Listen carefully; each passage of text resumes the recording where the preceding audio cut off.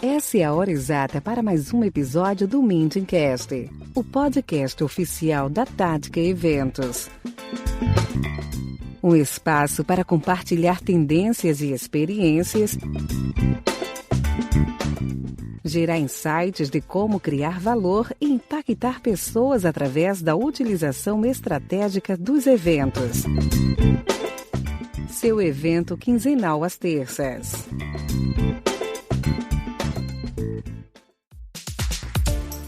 Olá, seja muito bem-vinda ao episódio número 11 do Meetingcast. Mais um espaço para estarmos conectados e em que conversamos como conectar através dos eventos. Eu sou Sinara Cardoso, fundadora e líder de conexões e estratégias da Tática Eventos, e hoje nós vamos conversar sobre o Phygital, o presente e o futuro. O novo normal está posto, não é o futuro, é o presente. Assim como os eventos Phygitals, que é uma terminologia que vem da área da publicidade, da comunicação, mas que nós temos empregado bastante nos eventos. E o Phygital, ele não é simplesmente a junção do híbrido e do evento híbrido e do evento virtual.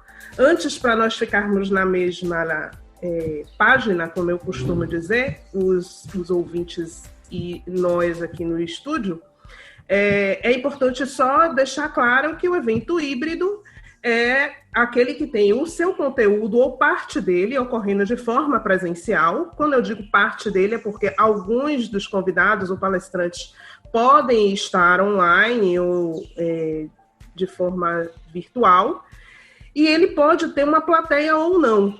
Então, ele é híbrido justamente porque ele faz uma junção entre o presencial e o virtual, sendo transmitido online através de plataformas digitais.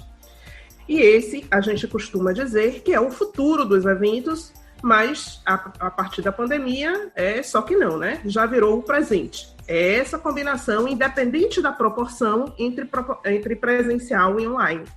Esse termo Phygital, ele sugere mais do que o evento presencial ou online, ou a parte dele sendo feita presencial e sendo apenas transmitida online.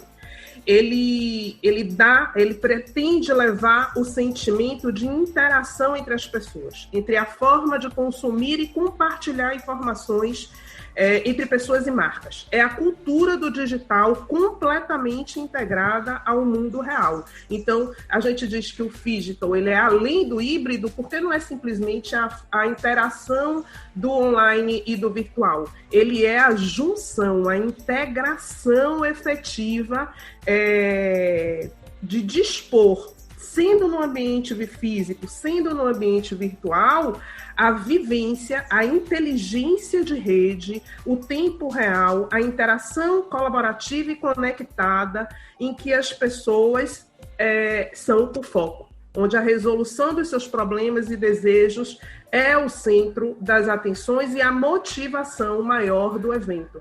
A gente precisa trazer o melhor dos dois mundos, o físico e o virtual, para as pessoas que estão presentes naquele evento, independente de eles estarem online ou presencialmente. Então, a gente tem que ter esse compromisso no Phygital de trazer o melhor dos dois mundos, tanto para quem está presente como para quem está à distância. Então, nesse contexto, empresas e profissionais de eventos precisam desenvolver habilidades de conceber projetos e produzir esses ambientes mistos para uma audiência presencial e online, independente, né, do estado dessas pessoas, de físico ou não, e oferecer a ela esse melhor dos dois mundos que eu acabei de comentar, dando uma percepção real a essas pessoas de aproveitamento de conteúdo e da maior interação possível. Então, no episódio de hoje, a gente vai abordar esse novo conceito, como fazer para se adaptar e otimizar as possibilidades de atuação e de proposição de acontecimentos que tenham esse conceito para as empresas privadas e as entidades de classe.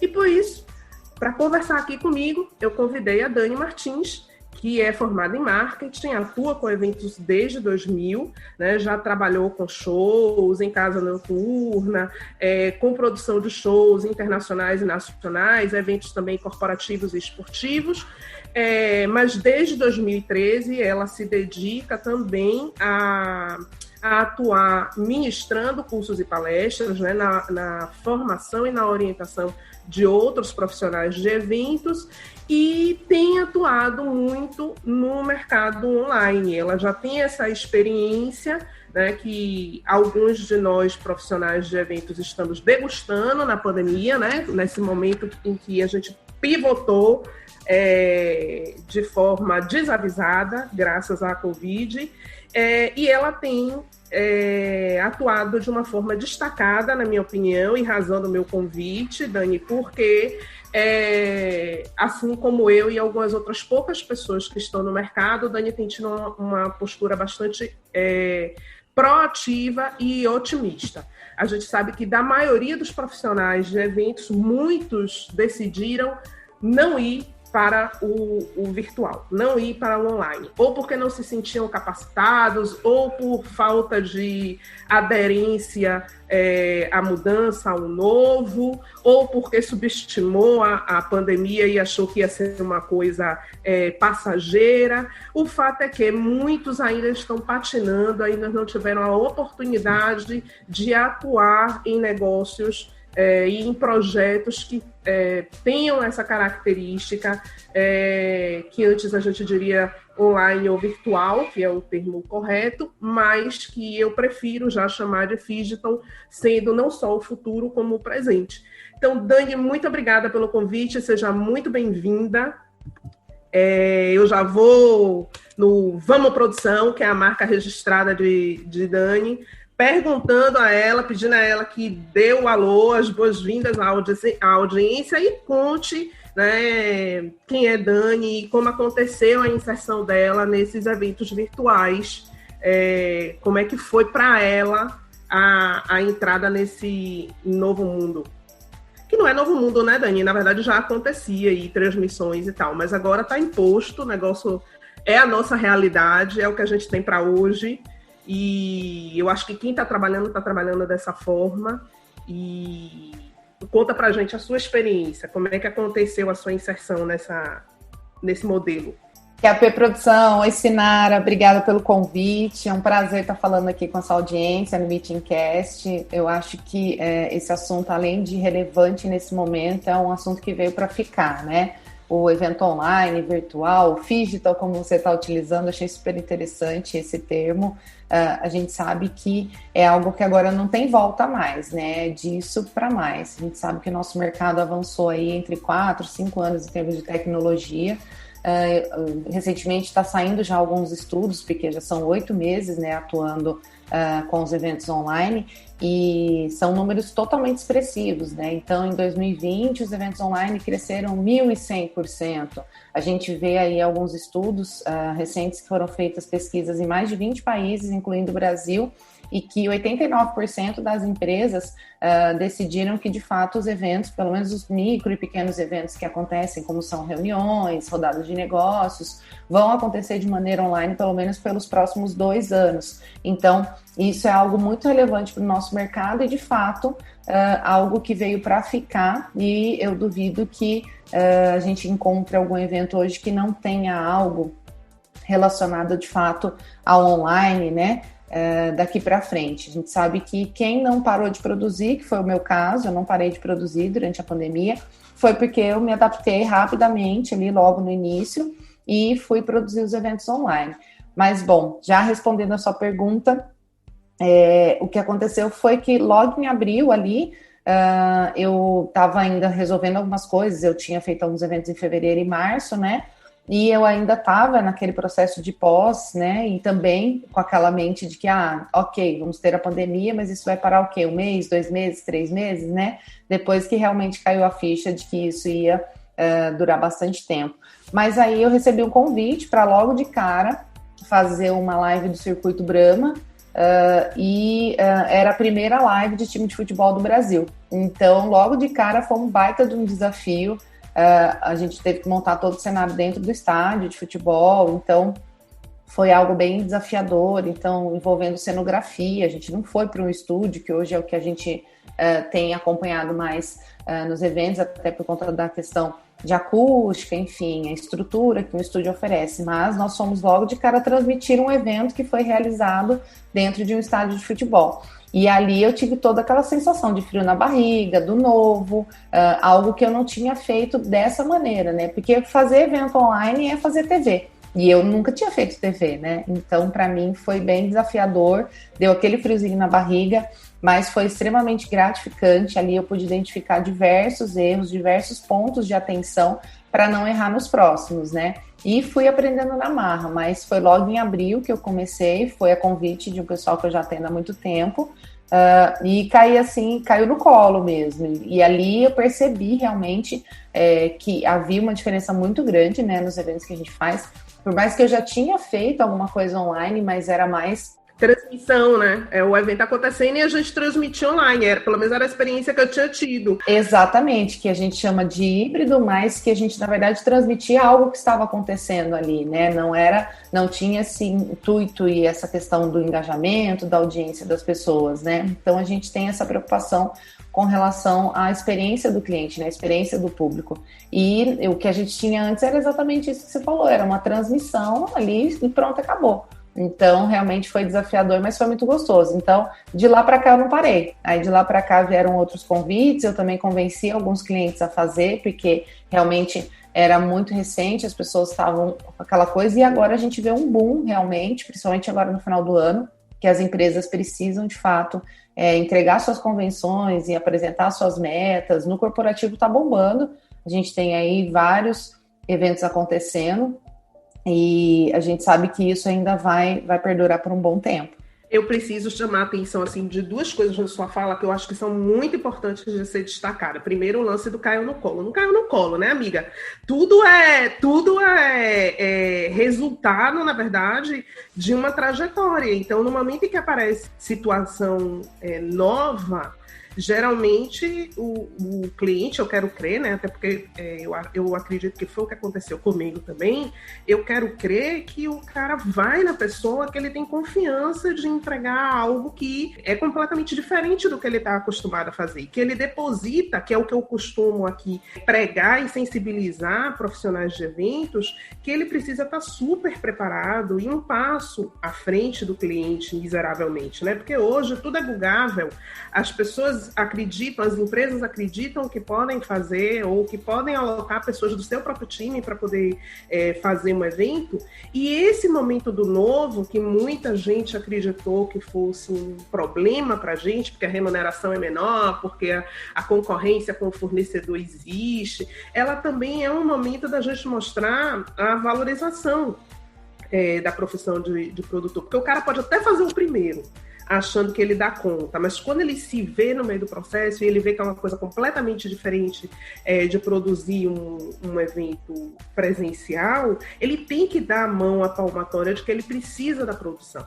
Isso aconteceu comigo. Eu tive um cliente que tem um evento presencial, fez uma primeira cotação, eu fiz uma senhora consultoria, fiquei em reuniões, meio que explicando tudo como é que era. Ele achou que, em cima do que eu estava explicando e do que ele já tinha, ele tinha condição de alocar alguém. E quando ele começou a fazer as coisas, ele teve que dar o braço a torcer e perceber que ele precisava realmente de alguém que tivesse um outro olhar, que tivesse feito uma outra preparação para esse momento, e teve que voltar com o rabo entre as pernas, como se diz no popular, literalmente, para retomar a negociação, porque chegou em dado momento, tipo assim, 1 mês e meio, quase 2 meses depois de que cessaram as reuniões e contatos em prol do evento, que ele ficou trabalhando sozinho, ele teve que dar a mão à palmatória e voltar, porque ele viu que era muito mais coisa do que eles estavam imaginando. Isso é uma coisa. Então, eu acho que tudo é resultado no nosso trabalho e dessa proatividade, como eu falei no início, que eu enxergo na sua postura, diferente do que a gente viu acontecer na maioria do mercado, né? Não que sejamos pontos isolados aí, eu e você, mas outras empresas também buscaram se adaptar rapidamente, e essas que buscaram agir com rapidez, tomar pé do que, em vez de estar chorando em posição fetal, que ok, aconteceu para todo mundo, né? Se a gente disser que não, é mentira, mas assim, não dá para ficar muito tempo chorando a situação. Quando as pessoas perceberam que não era lance de 1 mês, 2 meses, a coisa podia tomar proporções estratosféricas como tomou, houve uma minoria de empresas e de profissionais que buscaram se qualificar, que buscaram compreender. Eu perdi a conta de quantas plataformas eu assisti demonstrações de 1 milhão de eventos que eu participei, querendo ou não querendo, porque eu precisava conhecer o que estava por trás. Eu participei de 2 projetos inicialmente, voluntariamente, de entidades com as quais eu trabalho, né, que iam partir para o novo, de peito aberto, sem saber, cobrando nada pelo evento, ou seja, renda nenhuma. Mas para mim era interessante, porque eu precisava ter isso, foi mais ou menos em junho. A gente aqui, Dani, tem um timing diferente de São Paulo, né? Então, você vê que você fez em abril, eu só fui fazer o primeiro em junho. Então, eu tive esse tempo todo de abril para junho para me capacitar até os dentes, entendeu? Eu fiz curso de tudo que você imaginar, de online e de como você colocou aí, a gente conversou em uma outra ocasião, de direção e produção de TV, porque aí eu já estava acompanhando muito o movimento, e quando chegou para mim os 2 projetos que foram em junho, eu já entrei com conhecimento de causa, mais ou menos, de tudo que eu estava assistindo, de tudo que eu estava participando, de tudo que eu já tinha tomado de curso, conteúdo, demonstrações de plataforma, enfim. Então, agora, obviamente, aquele frio na barriga rolou, né? Óbvio.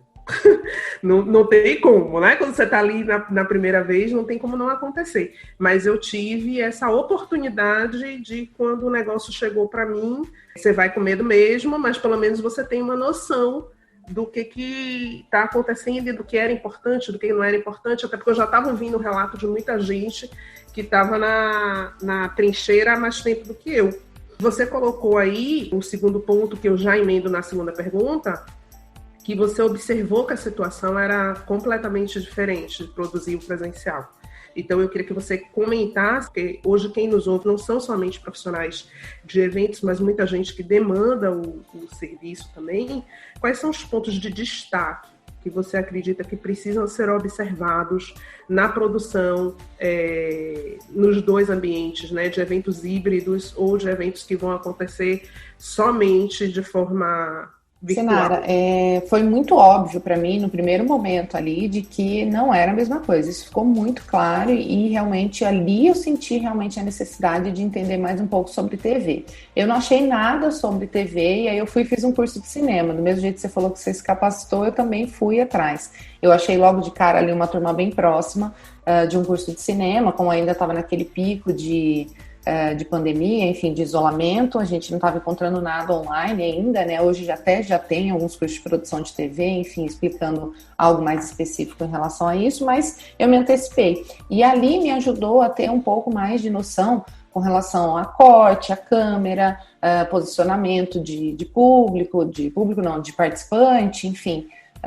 E a gente olhar para aquilo e entender toda a questão de máscara, GC, isso tudo foi extremamente importante e assim, fez uma diferença grande mesmo. Foi em maio que eu fiz esse curso, um curso rápido, e que realmente me deu outra visão. E eu agi muito rápido, isso acho que foi interessante, aquela coisa de que, beleza, estamos parados e vamos enxergar. Eu já senti o cheiro do lixo muito rápido, então me fez ter mais experiência e me deu condição de ter outros eventos. E eu acabei indo aprender na prática, né? Eu não tinha aquela ideia de que, ok, fiz o curso de cinema, estou pronta para fazer. Não, porque era novo e novo para todo mundo, né? Inclusive os fornecedores foram se adaptando e conhecendo de fato o formato em si, o que dava certo no evento, fazendo, né? Praticando. E a gente sabe que a melhor escola nossa é a prática, é a estrada, não tem jeito. a gente pode ter bastante teoria, é importante ter a teoria para você mitigar erros, né?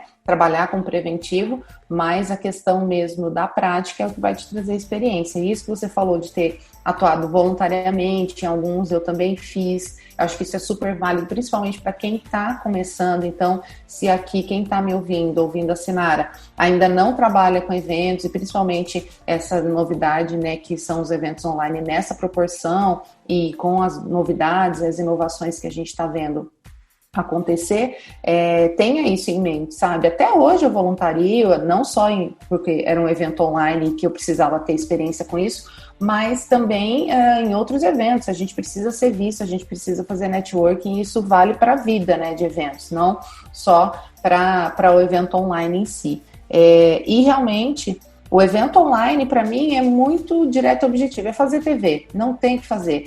Você tem ali 4 pontos cruciais, que é você seguir um escopo de TV realmente, né? Você faz ali, conta uma historinha com a novela, você noticia algo que é o jornal, você precisa entreter o público, e você tem os intervalos comerciais, né? Que são os patrocinadores e que são fundamentais para o evento. E o híbrido nada mais é do que um programa de auditório, então a gente só precisa entender hoje, de fato, no híbrido a ser realizado, qual que vai ser o foco realmente? É o público que está em casa? É o público que está presencialmente? Ou a gente tem que trabalhar 50-50, né? Com foco em atender os 2 públicos, né? Então, isso tudo ainda é muito novo. A gente precisa enxergar, de fato, dentro do híbrido. Eu acho que agora o híbrido está começando a engatinhar, porque, de fato, começaram a ter as liberações dos eventos presenciais, porém, com capacidade reduzida. E aí, de acordo com cada município, a gente tem ali a porcentagem, né, de redução desse público. Então, acaba que pode ter o presencial, mas o que vai complementar vai ser o online. Só que não dá para ser simplesmente uma transmissão, como a gente estava falando, que era o que a gente fazia no passado. A gente tem que, de fato, preocupar com a audiência, né, com a experiência realmente do público, e ver o que vai ser feito. Mas, para, a modo grosso, a galera entender um pouquinho mais, fazer o online é fazer TV, né? Então, uma TV, transmitir um jornal, enfim, fazer uma novela, alguma coisa. E a nossa edição desse ano seria em maio, né? Foi cancelada, e a gente vai fazer agora em dezembro, vai ser no dia 5 de dezembro, até convido todo mundo que está ouvindo, vai ser gratuito, e a gente está fazendo um filme, na verdade. Então, a gente, ao invés de entregar uma live em si, nós estamos gravando um filme, e isso vai ser exibido no dia 5 de dezembro. Então, TEDx Campinas, @TEDx Campinas, vocês encontram, e vai ser bem bacana. A gente vai inovar nesse formato e trazer, de fato, essa questão do cinema, né? Ser uma sessão de cinema, uma sessão na estreia ali, ao invés de uma live com várias palestras. Isso está sendo bem interessante, está sendo bem bacana, e que a gente vai a cada dia inovando e entendendo a necessidade de cada cliente, né? Mas também vale ressaltar, Sinara, que nem todos os tipos de eventos são possíveis e convertem no online. A gente tem aí o exemplo dos shows, né? A parte de entretenimento realmente já se desgastou, já foi só no pico ali no começo. Isso esquece, já não converte mais, só que o corporativo está consumindo muito bem. Eu tenho clientes que já fizeram estúdios dentro da sua própria empresa, já programaram os próximos 2 anos para eventos online, tiveram uma produtividade muito maior dos seus vendedores, dos seus colaboradores, e enxergam isso de fato. Eu sempre falo que o mercado corporativo, para mim, é 80% da fatia do mercado. É o mercado que melhor se paga, trabalha com budget e usa o evento como ferramenta de marketing. Então, isso é visto como investimento e não como gasto. Então, dentro do corporativo, isso a gente está nadando de braçada mesmo. Tem sido super rentável. E eu acompanhei um estudo aí também, um levantamento que vai passar de bilhões aí de envolvimento dentro do mercado corporativo, a atuação dos eventos online. Então, é algo que realmente fez com que o mercado sobrevivesse durante esse tempo, né? E está dando um respiro e deu condições para que os profissionais se mantivessem produzindo, né? Óbvio que nem todos, nichou demais o mercado. A gente sabe que poucas empresas se adaptaram no início, aí agora a gente vê um boom grande, então hoje que tem uma concorrência, então todo mundo tem um estúdio, todo mundo se adaptou para fazer o online, mas poucos realmente têm expertise e estão só tentando pegar aí a onda do momento, né? Mas São formatos de eventos aí que vieram para ficar. E, mais uma vez, falando do presencial, a gente não tem mais o presencial como era antigamente, né? A gente tem um presencial cheio de regras, cheio de protocolos e, mais uma vez, a questão da resiliência do produtor, né? De estar apto ali a, de fato, se adaptar ao que está acontecendo. Então, por mais que já fazia produções, trabalhava com evento presencial, então quando voltar, eu chego lá e está tudo certo, eu sei conduzir. Não.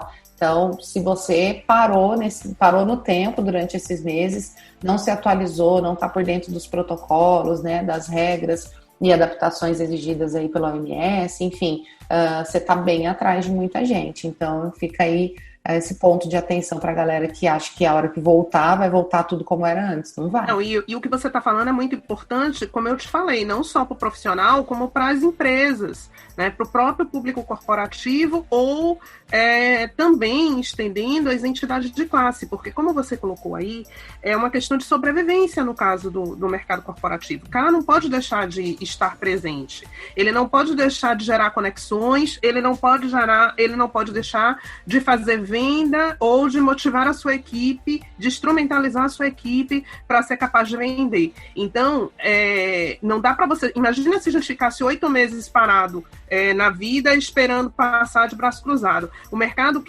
o mercado corporativo, ele não tem tempo para isso. Então, ele foi levado a arriscar e comprovar, inclusive, o que nós estamos defendendo aqui. Não existe mais o evento presencial. Ele acabou, eu estou falando isso, acho que já tem uns 2 meses, gente, acabou, mesmo voltando tudo, com os protocolos de saúde e segurança, enfim, mas mesmo retornando para o formato híbrido, essa é a nova realidade. Ninguém mais agora vai entender que o evento presencial ele é o suficiente, até porque vantagens do evento virtual, elas estão na mesa. Uma das maiores, eu comentei aí e te perguntei de quais são os pontos de destaque, ou quais são as maiores atrocidades que eu via. Curiosamente, para mim, era a história de que o evento online ele era mais barato do que o evento presencial, né? Se criava aquela ideia, se disseminava aquela ideia de que o evento virtual ele é um evento mais barato. E, na verdade, ele não é. Ou não é em partes. Porque as pessoas começam a repetir uma frase sem ter consciência do que elas estão falando, justamente porque ela não tem a vivência, ou então ela não aprofunda no termo. Por que o evento online ou virtual ele é mais barato? É porque a produção dele é mais barata? Não. Às vezes... ele é, inclusive, muito mais caro a depender do que a empresa está se propondo, do tipo de ação combinada que vai se fazer. Ele fica, inclusive, mais caro do que uma versão simplesmente presencial. Mas quando você computa que a sua abrangência, que o alcance desse evento... ele é potencialmente, exponencialmente maior, que você vai alcançar um número de pessoas que no presencial, por N limitações de espaço, de dinheiro, de disponibilidade de tempo, localização geográfica, você não conseguiria atingir. Então o valor per capita do participante, ele é muito menor do que o presencial. Não é a produção que é mais barata, é o investimento, o ROI daquele evento que é muito maior, visto que se ele for bem produzido, com um bom plano de comunicação, um trabalho de marketing digital associado, ele tem um poder de alcance daquela marca, daquela entidade, daquela empresa, do que quer que seja, que esteja se propondo a fazer nesse formato, infinitamente maior, e isso faz com que o seu investimento ele reverbere muito, ele seja bem trabalhado e super otimizado.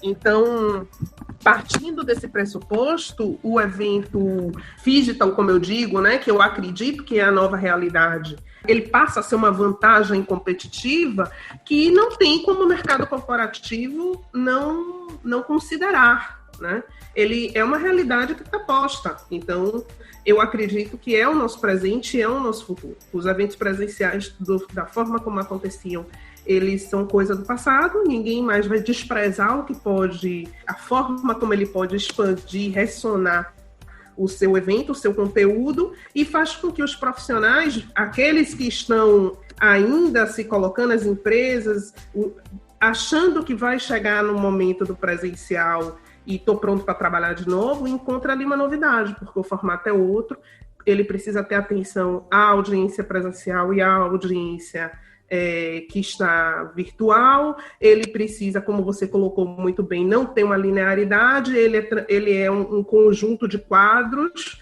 né, que é o lance da TV, ele precisa ser trabalhado de uma forma em que a comercialização do online não mate a comercialização do presencial. Enfim, tem N situações que precisam ser feitas e que os profissionais e as empresas que já estão aí no campo de batalha, né, na trincheira, estão ganhando, como você falou, muito mais expertise, muito mais bagagem, e isso faz com que elas tenham condição de assessorar muito melhor as pessoas que te procurarem, ter a sua assessoria na condução do projeto.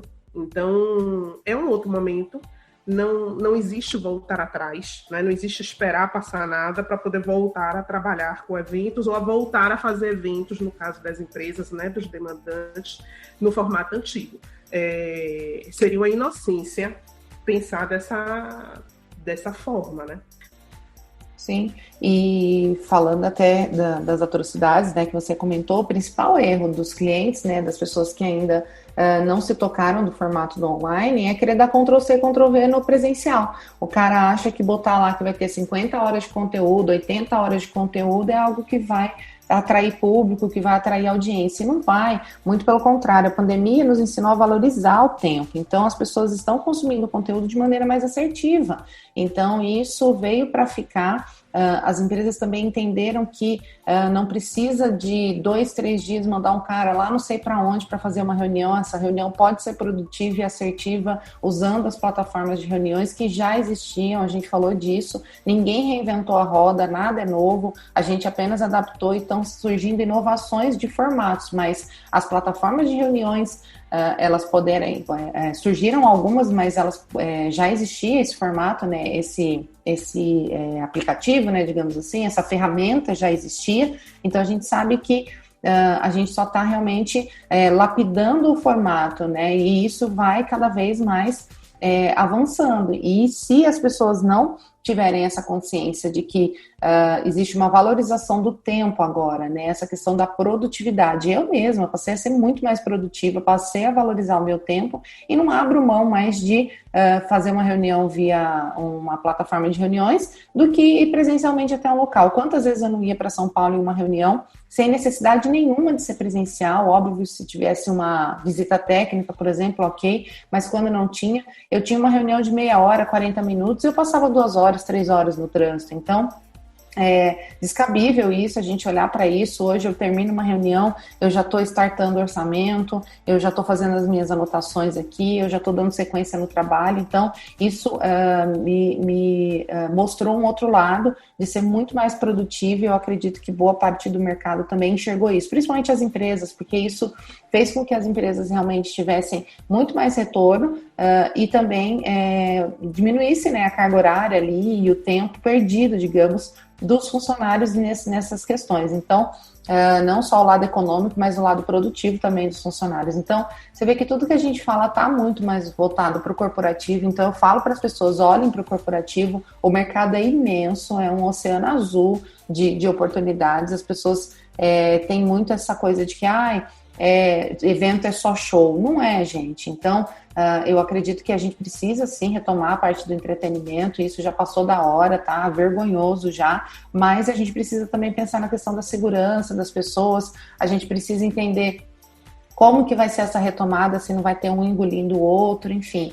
Mas eu estou falando muito do agora, né? E o agora é online, não tem como fugir disso. Dentro dessa perspectiva do mercado corporativo, uma questão que eu acho muito importante a gente comentar aqui, dentro dos nossos projetos, partindo do pressuposto de que você precisa criar uma boa experiência para o participante, mas que quem viabiliza os projetos são os patrocinadores, efetivamente. E muitas, o corporativo ele tem uma situação em que muitas vezes o budget é dele mesmo, ele entende e isso dá a gente uma certa tranquilidade de trabalho. Mas existe um percentual do corporativo, eu trabalho com algumas entidades que ainda viabilizam os seus projetos a partir de patrocinadores. E eu não estou falando só de entidades de classe, não. Estou falando dentro do próprio corporativo, tá? Então, sim. Nesse sentido, eu acho que é um ponto de atenção, e eu queria ouvir sua opinião e sua experiência a partir disso, o que você tem visto, e tem sido bastante discutido, como viabilizar e preservar o investimento do patrocinador nos eventos virtuais, porque eles passam a ter uma dependência da criatividade do projeto muito grande. Porque você pôr passado 8 meses da coisa, né, 9 meses da coisa, não dá para você ir buscar um patrocínio só porque você está colocando na máscara, né, no GC, no template, a marca, a logo do cara assinando o evento, ou então na página de abertura ou de captura de inscrições. Isso não cola mais, né? O patrocinador, para investir, inclusive investimentos menores, agora que a gente está vendo florescer de fato, que eu acho natural, muito ok, porque era muito novo, então o cara não tinha respaldo, né, para investir em um projeto online se não era o conhecimento deles. Aquelas grandes empresas que investiram, porque já tinham contratos assinados, mas nesse 1 a 1 que a gente tem de buscar patrocínio, a gente viu uma retração e agora as coisas estão começando a ter uma aceitação melhor. E eu tenho visto uma discussão no mercado hoje que tem trabalhado, pensado, né, os projetos em plataformas digitais ou digital, uma preocupação muito grande com o patrocinador, de forma que ele seja contemplado, de forma que não seja só a experiência do participante que esteja em foco. Porque eu acho que dentro desse processo natural que a gente teve de se adaptar, de conhecer, e que nós ainda estamos, né? Mas dentro dessa evolução que nós tivemos, primeiro houve uma preocupação muito grande com a experiência do participante, até porque, como você falou aí, saturou muito rápido, as pessoas não têm de maneira virtual, em plataformas digitais, a mesma atenção e a mesma disponibilidade de atenção do que se ele estivesse no presencial. Então, a gente precisa ter um cuidado muito grande. Você falou muito bem aí, o tempo, por exemplo, de permanência em um evento presencial, que as pessoas queriam simplesmente pivotar e fazer um evento de 8 às 18. Não tem cabimento no online. Então, além dessas adaptações e da experiência do participante para que ele se mantivesse ali, a audiência interagisse, sentisse valor, percebesse valor, uma curadoria de conteúdo começou a ter um outro nível de preocupação, eu acho que a gente venceu essa etapa e agora o foco está no patrocinador, em como fazer projetos em que os patrocinadores e o investimento desses patrocinadores seja pensados. Como é que você tem visto isso? Eu não sei se você, na sua experiência, lida muito com essa realidade, mas você consegue perceber essa movimentação do foco entre a experiência do participante e agora uma preocupação com os patrocinadores, com a experiência do patrocinador, vamos dizer assim? Sim, Senara, o que a gente vê muito, até uma questão que eu bato muito na tecla, né, da diferenciação entre patrocínio e parceria. O patrocinador, de fato, é aquele cara que vai fazer um investimento no teu evento, ele precisa ter um retorno disso. E o parceiro é aquele cara que colaborou cedendo espaço, enfim, cedeu algum material, alguma coisa do tipo. E outra coisa que é super importante deixar claro, que captar patrocínio não é função do produtor. Existem os captadores de patrocínio, a galera do marketing, que vai correr atrás disso. Às vezes até tem um comercial. Eu vou dar um exemplo aqui, que é conhecido de todo mundo, é o Gustavo Lima. Uma das lives dele chegou a quase 5 milhões de patrocínio. E não foi porque as marcas bateram lá na porta. Ele tem um time de marketing muito bem engajado, muito bem desenvolvido, que trabalha junto com o comercial e que oferece isso para as marcas. E tem uma contrapartida relevante, porque, óbvio, ele é um artista conhecido, um artista que leva e tem um engajamento muito forte. Então, ele é um formador de opinião. Então, as pessoas sabem que é fato, investir ali e ter retorno disso. E isso tudo é tudo muito bem alinhado. Então, o marketing está alinhado com o comercial para poder vender de fato aquilo que o marketing criou, e depois o comercial vem e alinha com a produção aquilo que precisa de fato ser entregue. Então, cumprir as contrapartidas são extremamente importantes. Isso é fatal. Eu já participei de um evento que, por causa de um detalhe que estava no contrato que não nos foi informado em momento algum, esse patrocínio caiu depois, não foi pago, porque geralmente patrocínio não é assim, o cara vai e põe a grana, ele geralmente paga depois que aquilo foi executado. Então, a gente teve esse problema e por uma coisa boba. Dentro do contrato estava que teria que citar a marca 3 vezes durante o evento. Foi citado 2 vezes. Por causa de uma única vez e que ninguém informou, ninguém falou nada. Então, essa falta de comunicação, essa falta de alinhamento entre marketing, comercial e produção pode prejudicar o evento e, consequentemente, a perca desse patrocínio. Então, assim, a gente pode também agir de maneira inteligente. Esquece esse negócio de logo no banner. Eu tive um cliente também que falou, Dani, beleza, vamos fechar. Onde que eu posso colocar logo do meu patrocinador? Quase que eu respondi naquele lugar, né? Mas, não, né?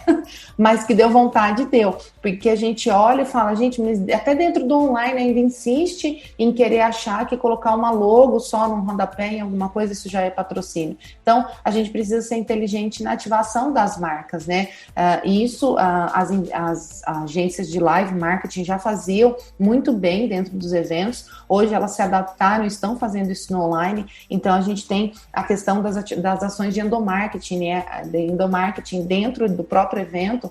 Então, que a gente sabe que gera mais engajamento e que é algo que está muito natural. Igual, por exemplo, dentro da novela, a pessoa foi tomar café da manhã com a manteiga X, ela vai almoçar, ela toma o refrigerante tal. Então, a gente ser inteligente ao ponto de criar um contexto e isso, ter um roteirista ou alguém que entenda de roteiro, funciona muito bem e traz esse retorno. Então, é um trabalho aí a várias mãos, né? Não fica achando, Dani, mas o meu evento é pequeno, sou eu sozinho, eu vou ter que fazer sozinho. Ok, mas pegue informações com essas pessoas, né? Especialistas em cada uma dessas áreas. Não faça por intuição, não faça achando que tem que ser isso, sabe? Existem muitas maneiras de se captar esse patrocínio e atender essas necessidades desses patrocinadores com uma maneira muito mais inteligente. Então, às vezes tem gente que fala, Dani, eu fico dando um murro em ponta de faca, eu não consigo patrocínio. Talvez porque essa não seja a sua especialidade. Então, às vezes, compensa 1000 vezes dar na mão de uma pessoa, essa pessoa até ganhar uma comissão em cima desse patrocínio e tá tudo certo. E o cara vai conseguir realmente trazer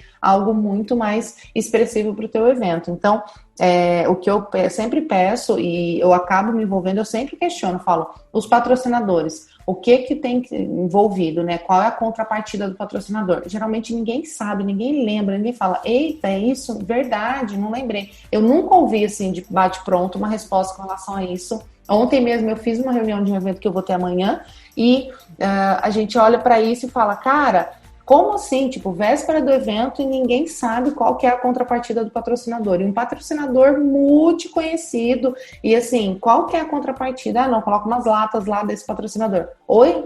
Não é assim, sabe? Então, tem que identificar de fato o que foi negociado nessa questão dessa contrapartida aí, desse patrocínio, para não ter na verdade, quando eu te fiz essa pergunta, a gente aqui na Tática, a gente atua com isso, né? Não a captação em si.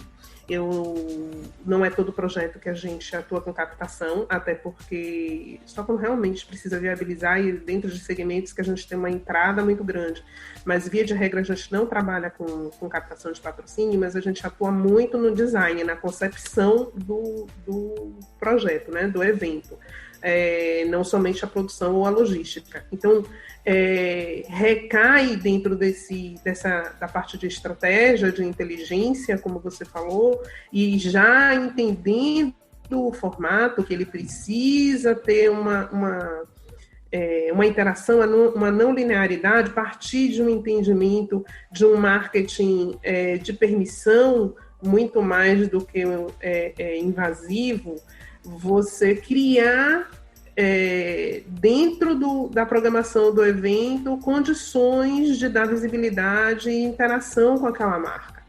Você ainda precisa ter esse entendimento de como, da mesma forma que se mapeia o a jornada do participante, você mapear todos os pontos de conexão que podem haver com o patrocinador e sugerir formas de inserir aquelas marcas que vão além, obviamente, da assinatura ou da exibição de vídeo, enfim, aquelas formas tradicionais que nós tínhamos e que agora precisa ter uma concepção que esteja alinhada com a ideia dos projetos de forma mais criativas, inovadoras, não lineares, dentro desse sentimento dinâmico que precisa ter o evento, ou híbrido ou virtual, para que haja acompanhamento e efetiva participação da audiência, que ela não desmotive e largue ali no meio, né, ou esteja lá logado, mas esteja em qualquer lugar da face da Terra, menos ali, porque você causou ou você não pensou em uma forma que seja criativa, dinâmica, de você fazer a conexão dessa marca com o participante.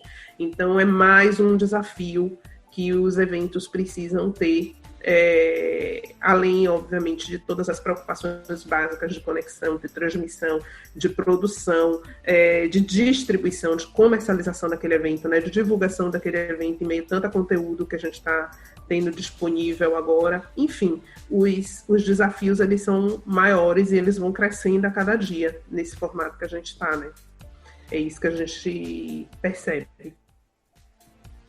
Não, com certeza. Acho que para até complementar o que você falou, toda essa preocupação, esse cuidado com tudo, às vezes tem coisas que fogem do nosso alcance. Sim. Então, por exemplo, a internet, a energia. Eu já passei por acabar a energia, de cair a internet, e a gente tem que ter aquele jogo de cintura e tá sempre pensando no plano B, no plano C. E tudo depende também da verba, né, Dani? Porque, por exemplo, eu já tive acesso, né? Já participei de uma concorrência, de um evento, em que, assim, os kits de gravação iam para casa dos palestrantes, então a gente mandava, tinha que mandar ring light, microfone. É um mochilink que a gente chama aqui. A gente já tinha que mandar todo o kit e os pontos de internet dedicados. Porque ok, não é todo mundo que tem essa preocupação, mas é uma garantia de que, assim, os speakers, né, aqueles principais, não ia dar, ou pelo menos estavam respaldados, tinham um plano de contingência para aquelas pessoas que, ok, no entendimento e na verba, no budget disponível daquela empresa, fazia todo sentido garantir o sucesso do evento e do investimento das marcas que estavam com elas, encaminhando tanto os kits como a gente na produção já providenciando nos endereços os links dedicados. Então, existe plano de contingência para tudo, né, que a gente tem o dever de propor, e aí, de acordo com o budget e o entendimento do cliente, ele acatar ou não, mas até esses planos de contingência e risco, hoje a gente já tem meio que um kit, desde o manual que a gente manda até essas possibilidades, a gente já manda tudo e vai acionando ou inserindo à medida que a empresa vai topando ou entendendo que aquilo, de acordo com o investimento, vale a pena ou não para o projeto. Sim, a gente sabe que tem para a gente finalizar, conta o que você tirou de proveito do projeto Muito Mais Que Uma Live, que eu acho que foi uma experiência bacana, como eu disse uma vez, né, uma verdadeira utilidade pública, tanto para você, que foi aprendendo ali, a equipe que estava com você, mas também para uma série de pessoas que acompanharam e que viram ali nos seus bastidores como é que funciona, né, o evento híbrido ou o evento virtual. E, baseado nisso, nessa experiência no Muito Mais Que Uma Live, que habilidades você acredita que os profissionais e as empresas precisam desenvolver para que a gente tenha uma atuação mais positiva e melhor, uma entrega melhor para o cliente? Bacana. O Muito Mais Que Uma Live surgiu depois de 15 dias sabáticos, querendo ver o que eu ia fazer da minha vida. Já tinha feito meu currículo para minha área de marketing, né? Que eu sou formada em marketing, refeito meu currículo, achando que não ia dar mais para fazer eventos, mesmo produzindo, ainda fazendo as lives, mas eu olhava para aquilo e falava, eu quero montar um pavilhão, eu quero subir uma treliça, eu quero ver um descampado vazio e montar uma arena ali de rodeio, enfim. Eu estava bem para baixo, todo mundo acho que teve esse momento e tá tudo bem, tá tudo certo. E aí, durante esses 15 dias eu ficava, e eu já estava fazendo um monte de live, respondendo as pessoas como que era fazer um evento online, prestando consultoria, né? Cheguei até vender umas mentorias para agências, tal, que estavam realmente perdidas, né? Não sabia como que ia funcionar, como que elas faziam para vender isso. E mesmo fazendo as lives, assim, ainda tinha muita gente questionando. Eu falei, putz, eu preciso fazer muito mais que uma live. E aí surgiu o nome, e aí eu tive vários parceiros que abraçaram a causa comigo e que deram vida para o projeto. E aí isso começou lá em junho, né? E foram 4 edições, a última foi agora no final de setembro. Foi maravilhoso fazer, aprendi demais, porque ali eu podia errar, eu podia fazer e acontecer. Então, tudo que eu pude testar, eu testei comigo mesma, então não testei com os clientes, então isso me ajudou pra caramba, foi super assertivo depois de vender e oferecer. Muitas possibilidades surgiram dali, conheci muita gente bacana, firmei parcerias com pessoas que apareceram do nada, assim, então foi muito bacana. Eu consegui colocar em prática uma questão da inclusão, eu tive audiodescrição, eu tive Libras, eu acho que isso foi fundamental. E mesmo ainda assim, respondendo tudo, eu estava mostrando como é que eram os bastidores, mas as pessoas não tinham o lance da pré, né? Faltava a pré-produção, como é que era esse passo a passo. E aí foi onde eu criei o curso chamado Os Bastidores da Produção de Eventos Online, que aí eu ministrei 3 turmas, né, ao vivo, e depois transformei num curso gravado, que está na Hotmart, está disponível na Hotmart. São 3 horas e meia de duração, são 25 aulas, né, gravadas com vários materiais complementares, um material super bacana que realmente dá segurança para que a pessoa possa, de fato, produzir um evento online. Então, tem tudo que eu vivi ali, né, toda a minha experiência, minha expertise nesses 8 meses, né, o que deu certo, o que deu errado, vários cases ali para a galera poder aprender, de fato, com algo que foi realizado e realizado por mim, né. E, assim, o online é um caminho sem volta, né, Sinara? A gente sabe que é o futuro, é o agora, é o presente, né, então a gente sabe que isso vai fazer bastante diferença. E sobre o perfil, esse novo perfil, né, do profissional de eventos, coincidentemente, hoje, 10 de novembro, vai tá rolando, né, uma série especial. Então, não satisfeita de já ter feito o curso, de já ter feito o Muito Mais Que Uma Live, eu criei uma série chamada Agora é Online, que está disponível de 9 a 12 de novembro. Então, não sei que dia que você está nos ouvindo aí, mas de repente procura lá, às vezes está disponível ainda para você poder assistir. E hoje, dia 10/11, a aula é exatamente sobre isso, sobre o novo perfil do profissional de eventos, como que esse profissional vai se adaptar. Mas são várias habilidades, novas ferramentas, né, novos cargos que surgiram também no mercado e que faz bastante diferença. Mas o principal é a adaptação. Eu acho que é a palavra-chave dessa pandemia, essa questão da adaptação e o profissional que sabe gerenciar bem seu tempo, sabe? É o tipo de situação que a gente sabe que nos exige agora. Então, 3 minutos dentro de um evento online é muito tempo. E 3 minutos num evento presencial é o tempo de você levantar de uma cadeira e ir para o banheiro. Então, a gente sabe que tem essa diferenciação, mas quem quiser saber um pouquinho mais, me acompanha, @Dani Martins Produções. Tem o site também, danimartinsproduções.com.br, no Instagram, para vocês acompanharem um pouco dessa saga aí online que, para mim, parece que agora só está começando, porque agora, de fato, criou corpo e está bem, bem interessante. Quero agradecer, Sinara, o convite mais uma vez. Enfim, pedir para a galera que acompanhe aí os conteúdos, que está bem bacana.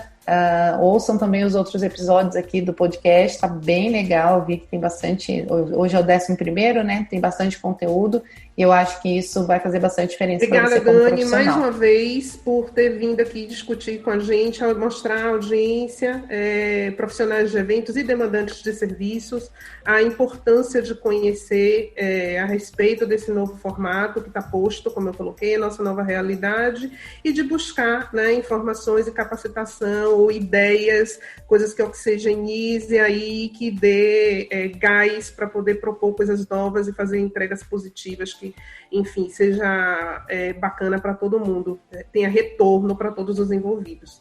E esse foi o episódio número 11 do Meetingcast. A sua opinião, sugestões, assuntos e convidados é muito importante, muito bem-vindo. Entre em contato conosco através das redes sociais, @TaticaEventos no Instagram e no LinkedIn, ou então comigo, Sinara, no @sinaracardoso.eventos. Um beijo e até o próximo episódio. Tchau, tchau, galera. Um abraço e vamos, produção.